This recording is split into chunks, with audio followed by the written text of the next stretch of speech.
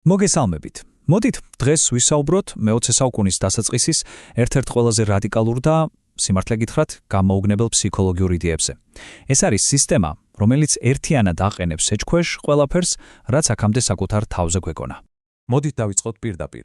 ყველაზე ცნობილი და პროვოკაციული ფრაზით. როცა გურჯიევი ამბობს, რომ ადამიანს ძინავს, რა თქმა უნდა ფიზიკურ ძილს არ გულისხმობს.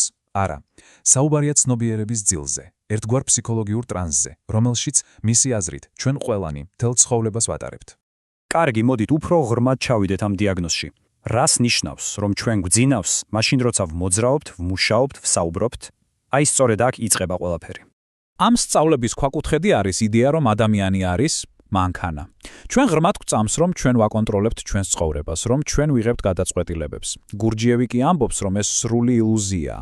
სინამდვილეში ჩვენი ქმედებები, აზრები და გრძნობები უბრალოდ მექანიკური რეაქციებია გარე სტიმულებზე. აი, დაფიქრდით ერთი წამით. თქვენი აზრები, თქვენი რჩევთ მათ, თუ ისინი უბრალოდ თავისით მოდიან თქვენს თავში, თქვენი ემოციები, თქვენ ქმნით მათ, თუ ისინი უბრალოდ გეუფლებიან რაღაც მოვლენის საპასუხოდ. გურჯიევის თქმით, ჩვენ არ ვართ მოქმედი პირები, ჩვენ ვართ მხოლოდ არენა, სადაც ეს ყველაფერი უბრალოდ ხდება. და თუ ეს საკმარისად შოქის მომგვეული არ იყო, მზად იყავით დიაგნოზის შემდეგი კიდევ უფრო გამაუგნებელი ნაწილისთვის. ეს ეხება ჩვენს წარმოდგენას საკუთარ თავზე, როგორც ერთიან მყარ პიროვნებაზე. ჩვენ ხომ სულ ვამბობთ მე გადაწყვიტე, მე ვფიქრობ, მე მიყვარს და გგონია, რომ ეს მე არის რაღაც ერთიანი და სტაბილური. გურჯიევის აზრით კი, ეს მე სინამდვილეში არ არსებობს. მის ნაცვლად ჩვენში არის ნამდვილი ბრბო. ათასობით პატარა ხშირად ურთიერთსაწინააღმდეგო მე, რომლებიც მუდმივად ენაცვლებიან ერთმანეთს. აი შეხედეთ ამ კონტრასტს. რა ნათლად ჩანს ყველაფერი. მარცხნივ არის ჩვენი კომფორტული, მოწესრიგებული ილუზია. მარჯვნივ კი ქაოტური, მაგრამ გურჯიევის აზრით, ბევრად უფრო ზუსტი სურათი. ერთი მე იღებს გადაწყვეტილებას დიეტის დაწყებაზე, მაგრამ ნახევარ საათში მეორე მეს უკვე ნამცხვარი უნდა. მესამე კი საერთოდ სხვა რამეზე ფიქრობს. ეს კითხვა იდეალურად ხსნის ამ ფენომენს. წარმოიდგინეთ, ერთი თქვენი მე სავსე ენთუზიაზმითა და მოტივაციით დებს პირობას, რომ ხვალიდან ვარჯიშს დაიწყებს.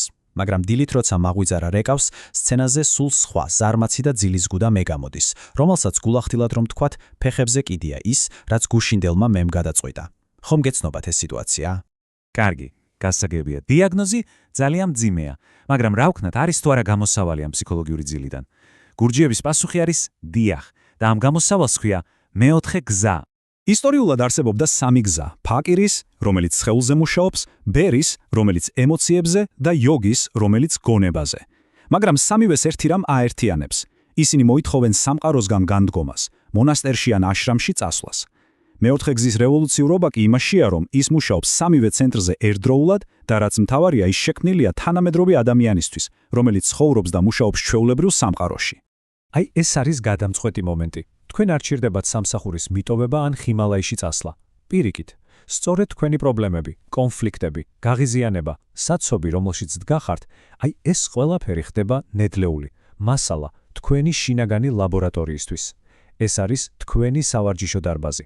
და როგორ მუშაობთ ამ მასალით? აი აქ შემოდის სისტემის ყველაზე მნიშვნელოვანი და პრაქტიკული ტექნიკა, ერთგვარი გასაღები გამოღვიძებისთვის. წარმოიდგინეთ თქვენი ყურადღება როგორც ფანრის სხივი. ჩვეულებრივ 99.9%-ით ეს სხივი მთლიანად მიმართულია გარეთ, იმაზე, რასაც უყურებთ, აკეთებთ, ან რაზეც ფიქრობთ. ამ დროს თქვენი თავი გავიწყდებათ, თქვენი კარგებით ობიექტში.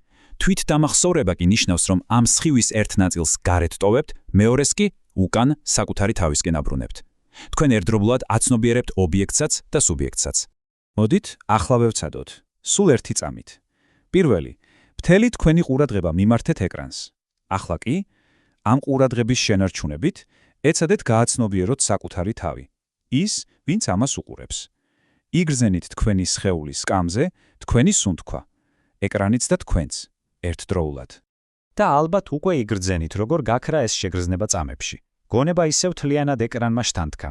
აი სწორედ ეს სირთულე გვიჩვენებს ყველაზე ნათლად, თუ რა ღრმაა ჩვენი ძილი და რაოდენ ავტომატურ მექანიკურ რეჟიმში ვცხოვრობთ. კარგი, სანამ დავასრულებთ, ორი სიტყვით შევეხოთ იმას, თუ საიდან მოდის ეს იდეები და როგორ მოაღწია ჩვენამდე. ეს ყველაფერი მე-20 საუკუნის დასაწყისში იწყება, რევოლუციის ქაოსში გახვეულ მოსკოვში. სწორედ იქ ხდება უკვე ცნობილი ფილოსოფოსი და ავტორი პეტრე უსპენსკი, იდუმალებით მოცულ მასწავლებელს გიორგი გურჯიევს. მათი ურთიერთობა რთული და დრამატული იყო, მაგრამ საბოლოოდ სწორედ უსპენსკის ზედმიწევნით სუსტმა და გენიალურმა ჩანაწერებმა შემოგვინახა ეს სისტემა ასეთი სტრუქტურირებული და გასაგები სახით. და მოდით, დავასრულოთ იმ კითხვით, რომლითაც სინამდვილეში ყველაფერი იწყება. აი ზუსტად ამ მომენტში, როდესაც ამ სიტყვებს ისმენთ, ვინ ისმენს, ვინ აკვირდება? შეგიძლიათ ამ წამს დაეჭიროთ საკუთარი თავის შეგრძნება, იმიტომ რომ გამოღვიძებისკენ მიმავალი გზის პირველი ყველაზე მნიშვნელოვანი ნაბიჯი სწორედ ამ კითხვაში იმალება.